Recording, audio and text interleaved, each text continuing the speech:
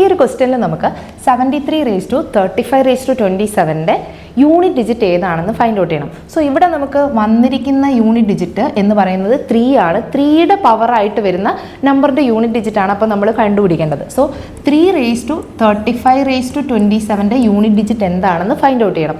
3യുടെ exponent വന്നു കഴിഞ്ഞാൽ unit digit find out ചെയ്യാൻ നമ്മൾ ആ എക്സ്പോണൻറ്റിനെ 4 കൊണ്ട് ഡിവൈഡ് ചെയ്തിട്ട് റിമൈൻഡർ ഫൈൻഡ് ഔട്ട് ചെയ്യുക. സോ ഇവിടുത്തെ എക്സ്പോണൻറ്റ് എന്ന് പറയുന്നത് 35^27 ആണ്.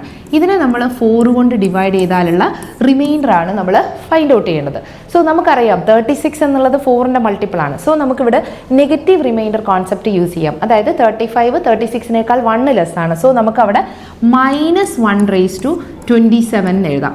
റിമൈൻഡർ കിട്ടുന്നത് -1/27 ആണ്. -1 ഓഡ് പവർ എന്ന് പറഞ്ഞു കഴിഞ്ഞാൽ അത് -1 തന്നെയാണ്. സോ നമുക്കിവിടെ കിട്ടുന്ന റിമൈൻഡർ -1 ആണ്. നമുക്കതിനെ പോസിറ്റീവ് റിമൈൻഡർ ആയിട്ട് എക്സ്പ്രസ് ചെയ്യാൻ എന്ന് പറഞ്ഞാൽ ഇവിടുത്തെ ഡിവൈസർ ഏതാണ്? 4 ആണ്.